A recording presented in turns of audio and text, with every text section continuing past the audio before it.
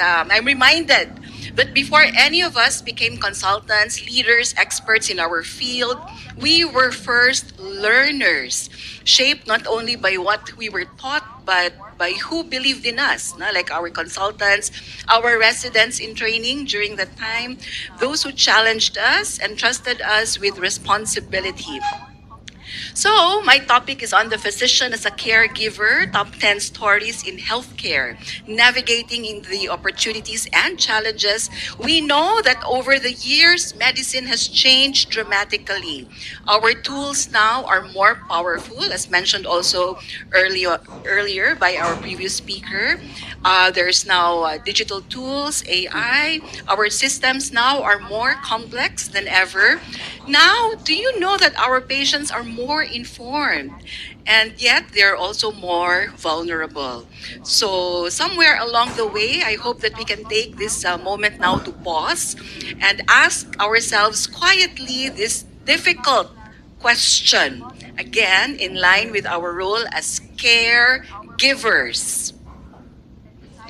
Am I still able to care in the way that I once imagined I would? Or did it change in the process? This talk is not about nostalgia in the simpler time when we were in med school. It's about clarity, it's about understanding the forces reshaping our profession today and deciding who we choose to be as physicians within these systems. And today, I will share 10 defining stories in contemporary healthcare. A few of it made it to the headlines, but for majority, we call them turning points, quote unquote, turning points in healthcare. These are stories that challenge the physician's role as caregiver, stories that help us lead with greater purpose, integrity, and impact. Because we know that leadership in medicine does not begin when we hold authority, when we hold positions, when we hold our titles. It begins the moment we decide how we will care. And so, why is this conversation still very relevant as of today? Again, medicine today is more complex than ever, more digital, more demanding than at any point in history. Technology, policy, and society are reshaping our care. And yet, amid all of these changes, one truth remains in our role as caregivers. Healing still happens in relationships, in our one-on-one discussions or time spent with our patients, their families, and communities. This talk, therefore, is about reclaiming our role as physicians, as caregivers, by understanding again the stories that shape our profession today. The first two stories that I'll be giving are an encapsulation of our journey, not merely as physicians, but our role also as parents, siblings, sons, daughters, to our continuously evolving society, where we are one of the pillars of our nation. So again, let's take this time to reflect not on the end goal, but on the process, the journey, the means. The question now is, why are we physicians in the first place? And who are we to our patients? So again, let's reflect on that. So now I would like to give the first story.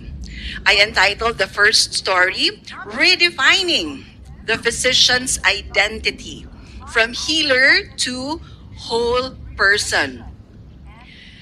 Physicians are no longer defined only by what we do, but by who we are becoming. Humanism is now a core competency. Modern medicine demands not just our competence, that we are excellent doctors, but our authenticity, reflection, and humanity. The caregiver role begins with reclaiming the doctor as a whole person. As they say, have you heard of this line? You can cook a steak in a microwave, but is there any soul to it? Yes, di ba? Where is the soul in cooking? So medicine operates in a similar fashion. Healthcare needs not to be extravagant, but it becomes more meaningful when the human souls of both the physician and the patient come first. Story number two is our patients as partners, not passive recipients. Today's patients need to be heard. They want to feel respected. They want to be involved. They want to be seen. So caregiving now means partnership. Shared decision making is the goal and the way to move forward in our practice of medicine. We follow the bio-psychosocial, cultural, spiritual paradigm in the understanding of our patients' stories. We need to be very interested to hear the context of their illnesses. We are attuned to their cultural, social, and spiritual needs, etc. Do you know that when we honor patients' stories and values, when we listen with open hearts and open minds, trust is restored and care becomes truly therapeutic? Our third story is entitled When Our Sanctuaries were flooded, healing beyond the walls. Is this photo familiar to you? When was this? In 2009, the flood did more than drown our clinics. It washed away the comforting illusion that we as physicians are only limited within the clean walls of our offices. During this time, our clinics were flooded and we simply became doctors without shelter. We traded stethoscopes for whatever our hands could carry. There was no equipment kasi nga they were flooded, diba? No privacy and little rest for us. But what remained during this time was our presence. For us psychiatrists during this time, we went out to do psychosocial processing of victims of Ondoy. And in that stripping away of our stethoscopes, of our white coats, when we went to the communities which were truly muddied, flooded, and we could smell the stench of death, something sacred was revealed. What was that? Our calling as physicians does not reside in buildings, credentials, or protocols. It lives in the decision to stay when order collapses. It lives in the quiet courage to show up, to keep showing up for our communities, especially where suffering gathers. For story number 4, I entitled this A Shield for the Millions. The physician's role as as legislators of care, which is still part of our role as caregivers. Serving as the Philippine Psychiatric Association's PRO in 2016 was never a title, just a title. It was a summons that I could not ignore. Alongside my mentors and a small, relentless circle of advocates, we stepped far beyond the safety of our clinics and offices and walked the marble halls of Congress. But we did not walk alone. We carried with us the unseen presence of every patient who had trusted us with their pain. And so during this time, we asked our leaders to confront a simple truth that mental health is not a privilege for the few. It is a foundation for a just society. So during late night strategy sessions and hurried conversations in the Senate halls and Congress corridors, something became clear to me as a physician. Our clinical insight is more than a diagnostic skill. It is a moral compass. And when it is ignored, people, our patients, may be harmed. So in 2018, that moral compass helped shape a law, a landmark law in the Philippines that now stands as a shield for millions of Filipinos. Its passage was not merely a legislative one, it was a promise honored. So, during this time, the first ever mental health law in the Philippines was passed. This was the Philippine Mental Health Act, or referred to as Republic Act 11036. When we were able to pass this, it taught me this very important lesson as a physician.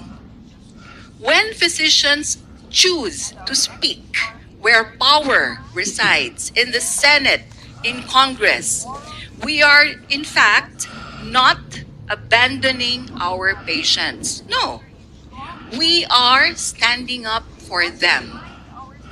And in so doing, we move beyond caregiving alone and we become stewards of justice. And our next story, story number 5, is burnout, moral distress, and the cost of caring.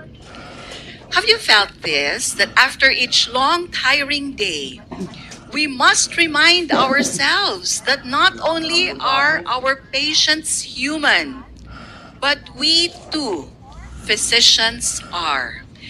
Human lang tayo, tao lang tayo, na napapagod din at nababurn out din.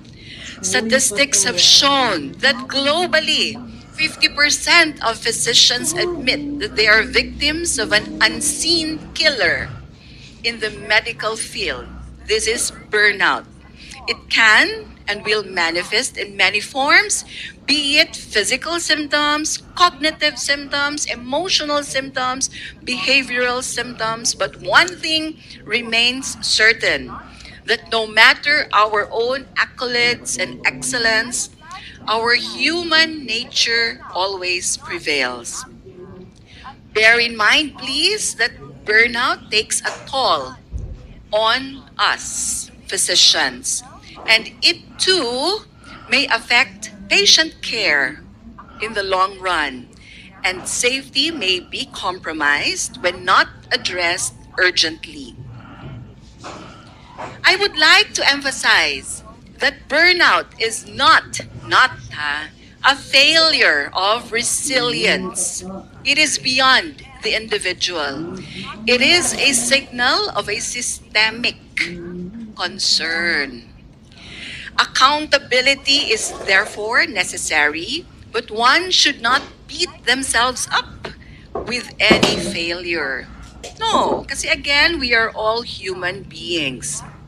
Compassion fatigue is also real among physicians. And when physicians cannot provide the care that patients deserve, the moral injury cuts deep. So what is moral injury? It's, imagine, like a knife through hot butter. You'd get the job done, but it would be messy for our patients, for our family, for their families, and for the community. Caring for caregivers is now, in fact, a patient safety issue more than a personal or obligatory one. And that is why, over the years, we've seen efforts on rebuilding systems that care for the carers. For example, now we see staff building, team building sessions, one-on-one supervision, mentoring, and wellness leaves. Have you tried that? Wellness leaves. Kasi nga, it's really to protect the caregivers as well. It has been recognized that healing our healthcare requires structures that allow physicians to practice humanistic medicine, where the physicians are supported, valued, and heard. No amount of money can replace our beloved healthcare providers. And so it is imperative that care for our doctors become a topmost priority, not just to the underlying systems, but more so for the physicians themselves. Let's take, doctors, I would like to send this message. Let's take good care of ourselves first in order for us to take good care of the patients under us. In fact, this line has been included in the most recent Hippocratic Oath, which was not there during my time when we had our sa PICC oath taking. This was recently added in the Declaration of Geneva last 2017. So the younger doctors may have this already in their oath. I promise to take good care of myself in order to take good care of those under my care. Story number 6. I entitled this The Great Equalizer. When titles faded and care remained. What do you think is this? During the time of when? COVID. Sorry. COVID. In 2020, titles dissolved. Personally, I would just like to share that I am a psychiatrist, but in the heart of the pandemic, I became an emergency physician by necessity. We were no longer practicing within our specialties. We were practicing within a catastrophe. Colleagues fell ill. Isolation rooms were filled, and the front line ceased to be a place. It was everywhere. We lived inside layers of PPE. Ilang layers ba yung suot ko dyan? Yet, the heaviest burden we carried was not the gear. It was the moral injury, the daily reckoning of scarcity. During this time, the unthinkable question was asked again and again. What was the question? Which caused moral dilemma among doctors. Who gets the oxygen when there is not enough to go around? No algorithm prepared us for that. No guidelines softened it. Even me, I was confused. What do I do?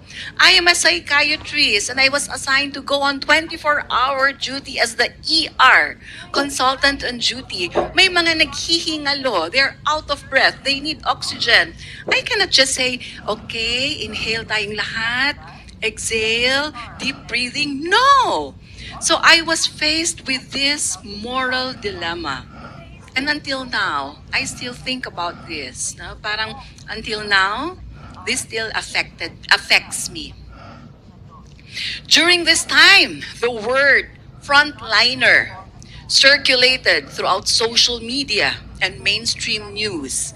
My husband, an ER medicine specialist who is also our classmate, batch 2001, faced the global pandemic head-on. Sila yung totoong nasa ER at bumubuhay talaga, no, ng mga naghihingalo.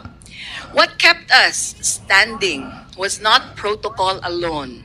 It was care in its most radical form. It's a human commitment to save who we could, and an even fiercer commitment to hold one another upright when the weight became unbearable. Nevertheless, the practice of healthcare pays off.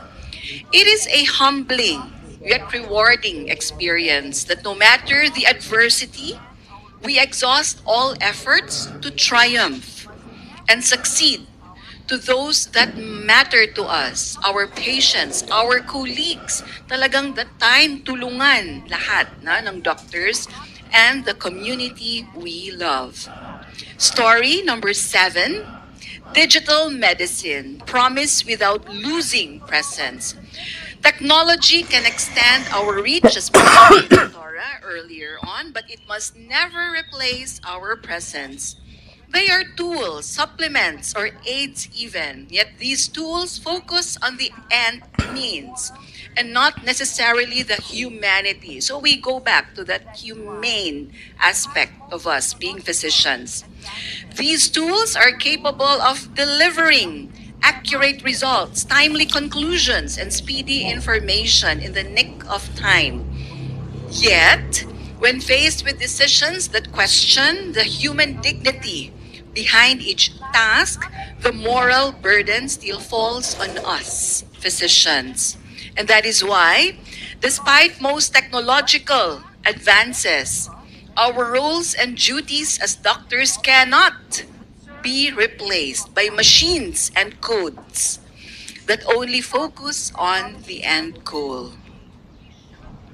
The future of caregiving thus lies not in choosing. We are not made naman to choose between humanism and innovation.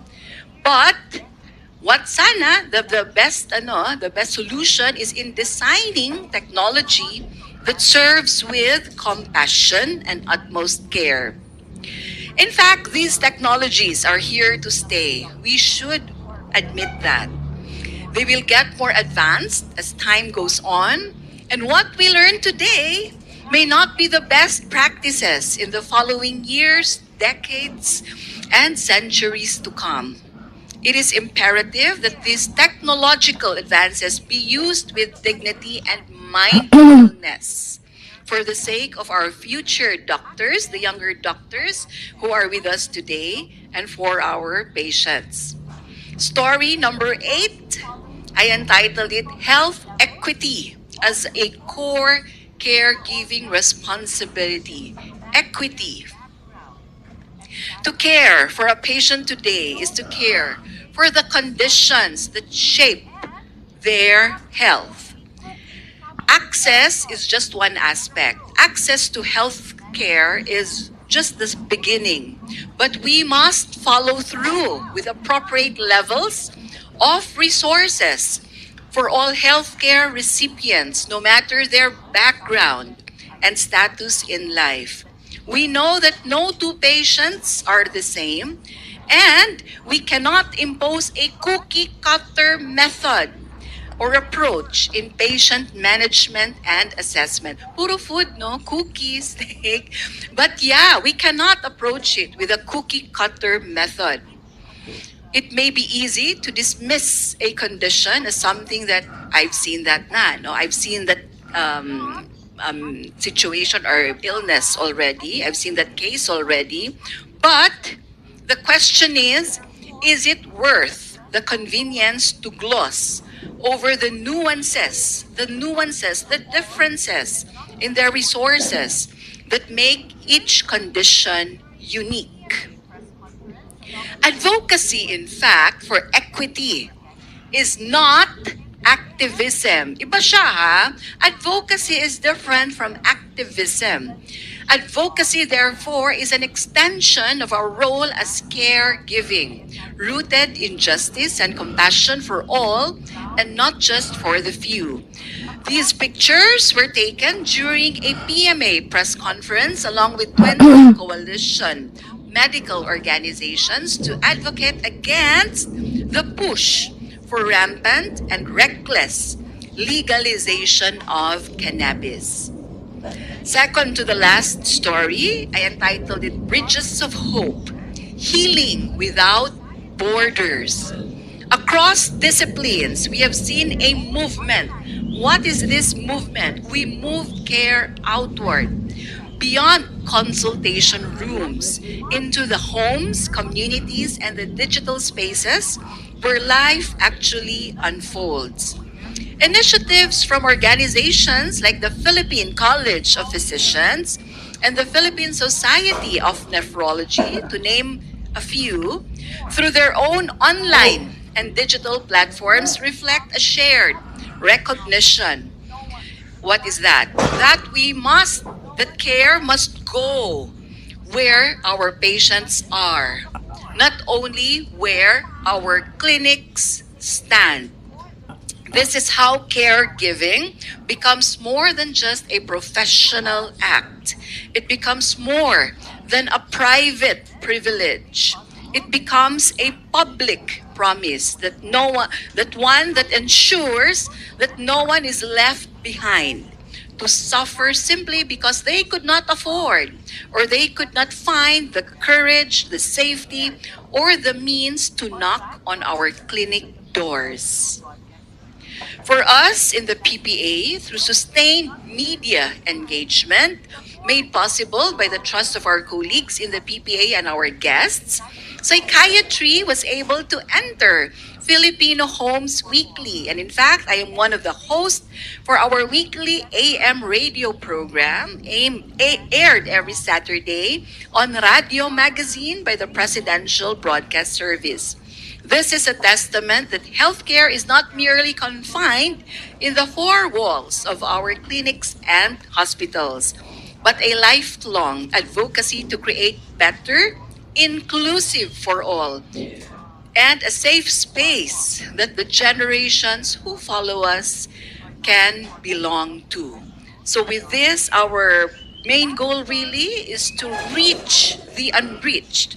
Considering that there are only about 700 board certified psychiatrists now in the Philippines, and with this, we are able to reach even those in geographically far off places where doctors are not or mental health professionals are not available. Last story is compassionate leadership. Please take note. Compassionate leadership as the future of medicine. The future of medicine belongs to compassionate leaders, physicians who heal systems as they heal patients. The reality is, by no means is our current healthcare systems perfect and proficient for every patient there is. This is further exacerbated by systemic factors contributing to less than ideal individual patient attention and care. So, where do we stand? Not only for our future patients, but also for the future generations of doctors. Compassion, they say, I don't want to be compassionate kasi it feels soft, parang weak. No, compassionate is not soft. It is powerful, evidence-based, and transformative.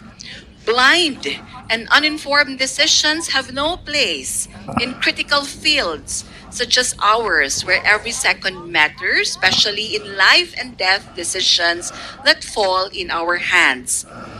We are responsible for eliminating stigma, for overruling power imbalance, and eradicating hierarchical systems, not only in our own hospitals, but to all patients we bear responsibility for.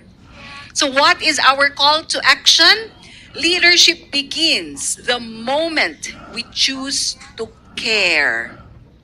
As we move from learners to leaders, may we never forget that our greatest impact comes not from what we achieve, but from how we care. And so let us reclaim our caregiving identity. Let's lead with courage and compassion and shape the healthcare that we want to inherit. As consultants, we are often asked to lead change, new technologies, new protocols, new systems. But I think the most consequential leadership question before us today is simpler, far more demanding. The question is, what kind of physicians will we be when no one is watching? The future of medicine will be shaped by artificial intelligence, policy reform, and innovation, but it will ultimately be judged by something far more human. Whether patients still feel seen and heard, whether our colleagues still feel supported, whether physicians still recognize themselves in the work that they do. The physician is, as a caregiver, is not a role we outgrow. In fact, it is a responsibility. And I've outlined 10 stories to hopefully guide us as we perform our role as caregivers. May we continue to transition with purpose and lead, not just with impact, but with care. Maraming salamat.